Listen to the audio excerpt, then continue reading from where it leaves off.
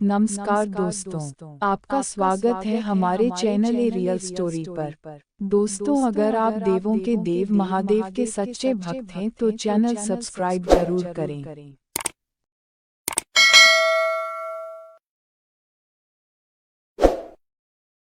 इस वीडियो में जानिए कि आदियोगी शिव को महादेव या सभी देवताओं में सबसे महान के रूप में क्यों जाना जाता है। सद्गुरु, कुछ दिन पहले किसी ने मुझसे पूछा कि क्या मैं आदियोगी शिव का फैन हूँ। फैन क्लब तब शुरू होता है जब लोगों की भावनाएं किसी के साथ उलझ जाती हैं। मैं निश्चित रूप से उनका फैन नहीं हूँ। फिर वह क्या है? असली चीज कुछ और है, लेकिन फिलहाल मैं तर्क के माध्यम से आपको समझाता हूँ। आखिरकार किसी भी पीढ़ी में किसी इंसान की कद्र उस योगदान के लिए की जाती है जो उसने उस पीढ़ी या आने वाली पीढ़ियों के लिए किया है। इस धरती पर कई शानदार लोग आए हैं जिन्होंने कई मायनों में दूसरे लोगों के जीवन में योगदान दिया है। कोई प्यार की लहर लेकर आया, किसी ने ध्यान की लहर चलाई, कोई और आर्थिक खुशहाली की लहर लेकर आया जो उस समय की जरूरत के मुताबिक था। जैसे महात्मा गांधी के प्रति पूरे सम्मान के साथ यह कहा जा सकता है, आज़ादी के पहले का समय होने के कारण उनके तरीकों, उनकी तरकीबों और उनके काम करने के अंदाज ने उन्हें एक खास ऊंचाई तक पहुंचाया। वह सही शख्स थे और उन्होंने उस समय के हिसाब से अद्भुत चीजें की, लेकिन वह हमेशा प्रासंगिक नहीं होंगे। या मार्टिन लूथर किंग की बात करें तो उन दिनों भेदभाव था, इसलिए वह बहुत महत्वपूर्ण थे। लेकिन अगर समाज में ऐसी कोई समस्या नहीं होती तो वह सिर्फ एक साधारण इंसान होते। अगर आप इतिहास में वापस जाएं तो बहुत से महापुरुष रहे हैं, लेकिन वे काफी हद तक समय की उथल-पुथल, समय की जरूरत या उस समय एक तरह का भ्रष्टाचार फैला होने के कारण महत्वपूर्ण थे। अगर आप गौतम बुद्ध को देखें, समाज उस समय कर्मकांडों में इतना लिप्ता हुआ था कि जब उन्होंने बिना किसी कर्मकांड के एक आध्यात्मिक प्रक्रिया शुरू की तो वह तत्काल लोकप्रिय हो गया। अगर इस समाज में बहुत कर्मकांड नहीं होते तो उसमें कोई नयापन नहीं होता और वह इतना महत्वपूर्ण नहीं होता। कई मायनों में कृष्ण बहुत महत्वपूर्ण थे, लेकिन फिर भी अगर उस समाज में कोई संघर्ष नहीं होता, अगर पांडवों और कौरवों के बीच कोई लड़ाई नहीं होती, तो वह सिर्फ अपने आसपास की जगहों पर प्रभावशाली होते। उनका कद इतना बड़ा नहीं होता। या अगर राम की पत्नी का हरण नहीं किया जाता तो वह भी किसी दूसरे राजा की तरह होते, शायद एक बहुत अच्छे राजा की तरह याद किए जाते या कुछ समय बाद लोग उन्हें भूल जाते। अगर सारा युद्ध न होता और लंका न जलती तो उनका जीवन बहुत महत्वपूर्ण नहीं होता।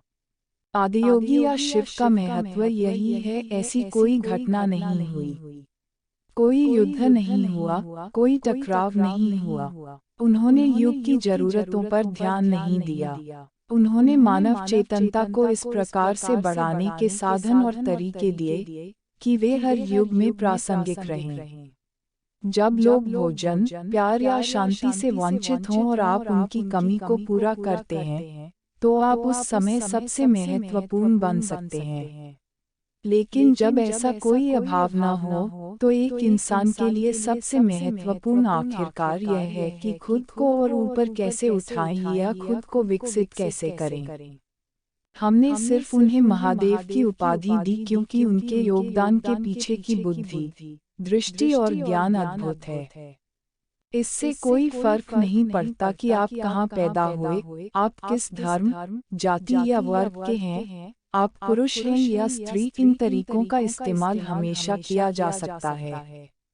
चाहे लोग उनको भूल जाएं, लेकिन उन्हें वही तरीके इस्तेमाल करने होंगे क्योंकि उन्होंने मानव तंत्र के भीतर कुछ भी अछूता नहीं छोड़ा। उन्होंने कोई उपदेश नहीं दिया, उन्होंने उस युग के लिए कोई समाधान नहीं दिया। जब लोग वैसी समस्याएं लेकर उनके पास आए तो उन्होंने बस अपनी आंखें बंद कर लीं और पूरी तरह उदासीन रहे। मनुष्य की प्रकृति को समझने, हर तरह के मनुष्य के लिए एक रास्ता खोजने के अर्थ में, यह वाकई एक शाश्वत या हमेशा बना रहने वाला योगदान है। यह उस युग का या उस युग के लिए योगदान नहीं है। सृष्टि का अर्थ है कि जो कुछ नहीं था, वह एक दूसरे से मिलकर कुछ बन गया। उन्होंने इस सृष्टि को खोलकर एक शून्य की स्थिति में लाने का तरीका खोजा। इसलिए हमने उन्हें शिव का नाम दिया। इसका अर्थ है वह जो नहीं है। जब वह जो नहीं है कुछ या जो कुछ है बन गया, तो हमने उस आयाम को ब्रह्म कहा। शिव को यह नाम इसलिए दिया गया क्योंकि उन्होंने एक तरीका, एक विधि बताई, सिर्फ एक नहीं बल्कि हर संभव तरीका बताया कि चरम मुक्ति को कैसे पाएं, जिसका अर्थ है कुछ से कुछ नहीं तक जाना। शिव कोई नाम नहीं है, वह एक वर्णन है। जैसे यह कहना कि कोई डॉक्टर है, वकील है या इंजीनियर है, हम कहते हैं कि वह शिव है, जीवन को शून्य बनाने वाले।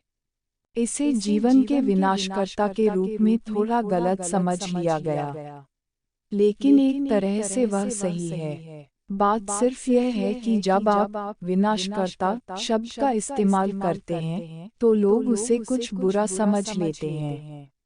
अगर किसी ने मुक्तिदाता कहा होता तो उसे अच्छा माना जाता। धीरे धीरे शून्य करने वाला विनाशकर्ता बन गया और लोग यह सोचने लगे कि वह बुरे हैं। आप उन्हें कुछ भी कहिए, उन्हें कोई फर्क नहीं पड़ता। बुद्धिमानी की प्रकृति यही है। अगर आपकी बुद्धिमानी एक खास ऊंचाई पर पहुंच जाती है, तो आपको किसी नैतिकता की जरूरत नहीं होगी। सिर्फ बुद्धि की कमी होने पर ही आपको लोगों को बताना पड़ता है कि क्या नहीं करना है। अगर किसी की बुद्धि विकसित है, तो उसे बताने की जरूरत नहीं है कि क्या करना है और क्या नहीं। उन्होंने इस बारे में एक शब्द भी नहीं बोला कि क्या करना चाहिए और क्या नहीं। यौगिक प्रणाली के यम और नियम पतंजलि की देन है, आदियोगी की नहीं। पतंजलि काफी बाद में आए। पतंजलि हमारे लिए इसलिए महत्वपूर्ण है क्योंकि योग इतनी सारी शाखाओं में बढ़ गया था कि वह हास्यास्पद हो गया था। जैसे 25-30 साल पहले अगर आपको मेडिकल चेकअप की जरूरत होती थी, तो सिर्फ एक डॉक्टर की जरूरत होती थी। आजकल आपको 12 से 15 डॉक्टरों की जरूरत होती है, एक हड्डियों के लिए, एक मांस के लिए, एक खून के लिए, एक दिल के लिए, एक आंख के लिए, यह और आगे जाएगा। मान लीजिए अगले 100 सालों में हम इतनी ज्यादा विशेषज्ञता में चले जाएंगे कि मेडिकल चेकअप की जरूरत होने पर आपको 150 डॉक्टरों की जरूरत होगी। फिर आप जाना नहीं चाहेंगे क्योंकि जब तक आप 150 अपॉइंटमेंट लेंगे, उन्हें निपटाएंगे और 150 राय को समझेंगे, तब तक उसकी जरूरत नहीं रहेगी। फिर कोई इन सब को साथ मिलाते हुए एक फैमिली फिजिशियन बनाने की बात करेगा। पतंजलि ने यही किया। कहा जाता है कि उस समय योग की 1800 से ज्यादा शाखाएं थीं। अगर आपको पूरी प्रक्रिया से गुजरना होता, तो आपको 1800 स्कूलों में सीखना पड़ता और 1800 अलग-अलग योग करने पड़ते। वह अव्यावहारिक और हास्यास्पद हो गया था। इसलिए पतंजलि आए और उन्होंने उन सब को 200 सूत्रों में डालते हुए योग के सिर्फ 8 अंगों का अभ्यास करने के लिए कहा। अगर ऐसी स्थिति नहीं होती, तो पतंजलि का कोई महत्व नहीं होता। आदियोगी या शिव के साथ यह स्थिति नहीं है क्योंकि चाहे कोई भी स्थिति हो, वह हमेशा महत्वपूर्ण होते हैं।